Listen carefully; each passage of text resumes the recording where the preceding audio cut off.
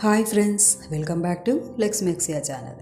ఈరోజు మనం ఇంకో చక్కటి అదే చాలా రుచికరమైన కర్రీని అయితే ప్రిపేర్ చేసుకుంటున్నాం. అంతకంటే ముందు నా ఛానల్ అయితే ఎవరైతే సబ్స్క్రైబ్ చేసుకోలేదో సబ్స్క్రైబ్ చేసుకోండి. దాని పక్కన బెల్ ఐకాన్ని టచ్ చేయండి. దీని ద్వారా నా నోటిఫికేషన్స్ అన్నీ మీకు చేరుతాయి. ఓకేనా ఫ్రెండ్స్? ముందుగా అయితే మనం స్టవ్ని అయితే వెలిగించి కుక్కర్ని అయితే పెట్టుకుందాం. కుక్కర్ బాగా వేడైన తర్వాత ఆయిల్ని అయితే పోసుకుందాం.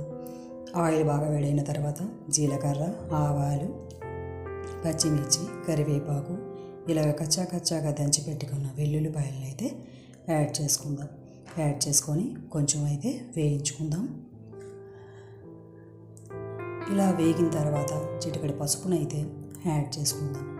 పసుపు యాంటీబయాటిక్ కదా, ఇలా యాడ్ చేసుకుంటే ఏమిటంటే మనం ముక్కలు వేసేటప్పుడు ఆ పసుపు ఆయిల్లో కలిసి ఆ ముక్కలన్నిటికీ బాగా అయితే పడుతుంది.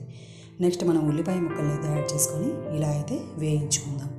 ఇలా బాగా వేయించుకున్న తర్వాత ఆ ఉల్లిపాయ ముక్కలు బాగా వేగిన తర్వాత మన వెజిటేబుల్ ముక్కలు ఒక్కొక్కటిగా యాడ్ చేసుకుందాం.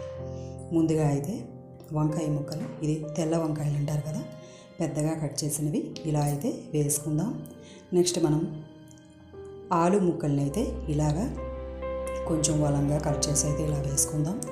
నెక్స్ట్ మనం క్యారెట్ ముక్కల్ని కూడా ఇలా తురుముకొని అయితే వేసుకుందాం. నెక్స్ట్ మనం ములుగుదుంప ముక్కల్ని కూడా ఇలా అయితే చక్రాల్లాగా ఏదో స్టైల్లో వేరే స్టైల్లో కూడా కట్ చేసుకొని అయితే యాడ్ చేసుకోవచ్చు. నెక్స్ట్ మనం సరిపడా సాల్ట్ని అయితే యాడ్ చేసుకొని అడుగు నుంచి ఒకసారి అయితే కలుపుకుందాం.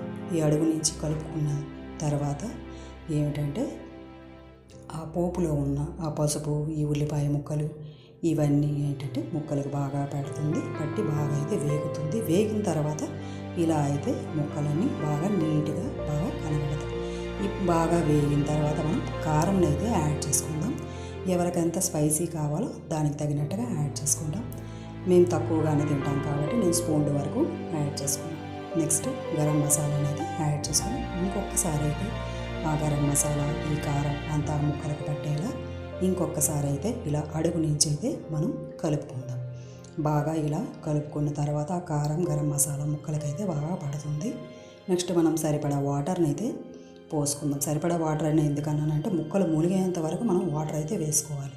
ముక్కలు మునిగేంత వరకు వాటర్ అయితే వేసుకొని ఇంకొంచెం బాగా కలుపుకొని ఆ ముక్కలు వాటర్లో మునిగేలా చూసుకొని ఇంకొకసారి అయితే మనం కుక్కర్ మూత పెట్టుకొని ఒక 4 విజిల్స్కి అయితే చూసుకుంటే కర్రీ అయితే ఇలా అయితే ప్రిపేర్ అవుతుంది.